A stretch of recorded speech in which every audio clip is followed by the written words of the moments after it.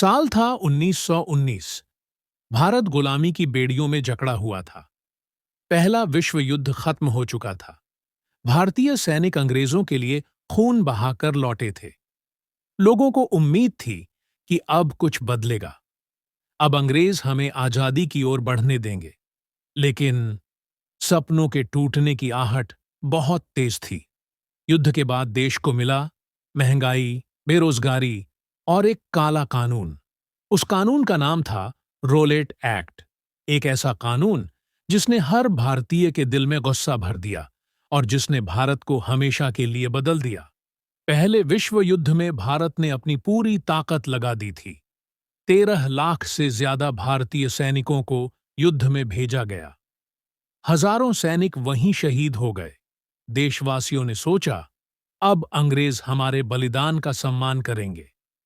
लेकिन बदले में मिला अनाज की कीमतों में बढ़ोतरी, नौकरियों की कमी और राजनीतिक अधिकारों से वंचित रहना। लोगों का सब्र टूटने लगा था। ब्रिटिश सरकार को डर था कि भारत में बगावत हो सकती है, इसलिए उन्होंने बनाई रोलेट कमेटी। इसके अध्यक्ष थे सर सिडनी रोलेट। इस कमेटी ने सिफारिश की कि भारत में क्रांतिकारियों को दबाने के लिए अत्यधिक सख्त कानून लागू किया जाए। और फिर आया रोलेट एक्ट 1919। इस कानून के तहत किसी भी भारतीय को बिना मुकदमे के गिरफ्तार किया जा सकता था। बिना सबूत के महीनों जेल में रखा जा सकता था। अदालत में अपील का कोई अधिकार नहीं। प्रेस पर सेंसरशिप, यानी पूरा भारत अंग्रेजों की मुट्ठी में। लोकतंत्र की जगह एक डरावनी तानाशाही। भारत फट पड़ा। हर गली, हर चौक में आवाज गूंजने लगी, नो रोलेट एक्ट। 10 अप्रैल 1919 को अमृतसर में डॉ सत्यपाल और सैफुद्दीन किचलू को बिना किसी अपराध के गिरफ्तार कर लिया गया। उनकी गिरफ्तारी ने जनता को और भड़का दिया। वहीं महात्मा गांधी, पंडित मदन मोहन मालवीय, मौलाना मोहम्मद अली और मजहरुल हक जैसे नेताओं ने इस काले कानून के विरोध में काउंसिल से इस्तीफा दे दिया। पूरा भारत एक स्वर में बोल रहा था, हम इस कानून को कभी स्वीकार नहीं करेंगे। इसी बीच आगे आए महात्मा गांधी। गांधी जी ने कहा, हम हिंसा नहीं करेंगे, हम सत्य और अहिंसा के रास्ते पर चलेंगे। उन्होंने आह्वान किया सत्याग्रह। पूरे देश में हड़तालें हुईं, दुकानें बंद हो गईं, रेलें ठप पड़ गईं। गांव-गांव से आवाज आई, हम अंग्रेजों का अन्याय नहीं सहेंगे।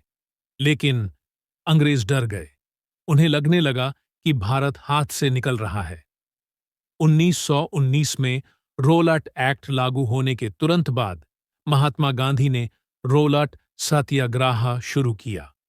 उन्होंने पूरे देश में हड़ताल, सत्याग्रह और अहिंसक प्रतिरोध का आह्वान किया। अंग्रेज सरकार घबरा गई और गांधी जी को अप्रैल 1919 में दिल्ली जाते समय ही गिरफ्तार कर लिया गया। गिरफ्तारी की खबर फैलते ही पूरे देश में प्रदर्शन और दंगे भड़क उठे, खासकर पंजाब में। इन्हीं परिस्थितियों से माहौल इतना बिगड़ा कि जालियांवाला बाग हत्याकांड जैसी त्रासदी घटित हुई। सबसे ज्यादा गुस्सा पंजाब में था। अमृतसर की गलियों में लोग विरोध कर रहे थे।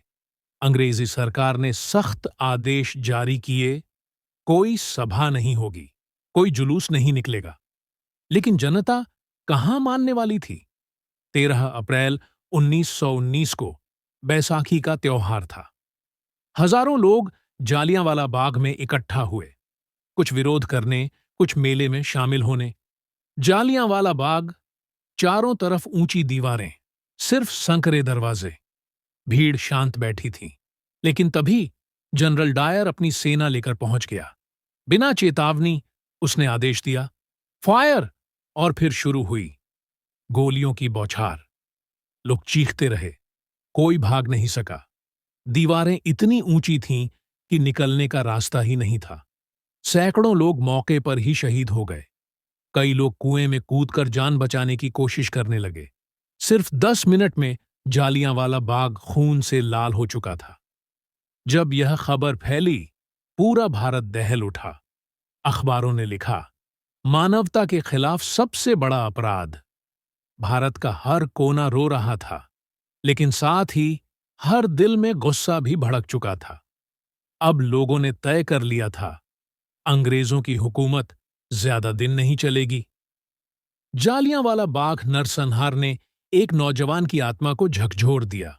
उसका नाम था ऊधम सिंह। उसने उसी दिन कसम खाई कि वह इस नरसंहार का बदला लेगा। 1927 में उसे पहली बार गिरफ्तार किया गया। उसके पास बिना लाइसेंस के हथियार और गदर पार्टी की पत्रिकाएं मिलीं। उसे 5 साल जेल में डाल दिया गया, लेकिन जेल की दीवारें भी उसकी आग को ठंडी न कर सकीं। 1931 में रिहा होने के बाद वह अपने मिशन की तैयारी करता रहा और फिर 13 मार्च 1940 को लंदन के काक्सटन हॉल में ऊधम सिंह ने पंजाब के गवर्नर माइकल ओडवायर को गोली मार दी। यही वही शख्स था जिसने जालियांवाला बाग नरसंहार को मंजूरी दी थी। ऊधम सिंह पकड़ा गया, उस पर मुकदमा चला और 31 जुलाई 1940 को लंदन की पेंटनविले जेल में उसे फांसी दे दी गई। लेकिन उसकी कुर्बानी ने दुनिया को दिखा दिया कि भारत अन्याय को कभी नहीं भूलेगा और न ही माफ करेगा। जालियांवाला बाग और ऊधम सिंह की प्रतिज्ञा ने भारत की आजादी की लड़ाई को और मजबूत कर दिया। यह कहानी सिर्फ इतिहास नहीं, यह हमारी आत्मा की आवाज है। रोलेट एक्ट, जिसने हमें सिखाया कि अन्याय चाहे कितना भी शक्तिशाली क्यों न हो, सत्य और एकता उसके सामने टिक नहीं सकते।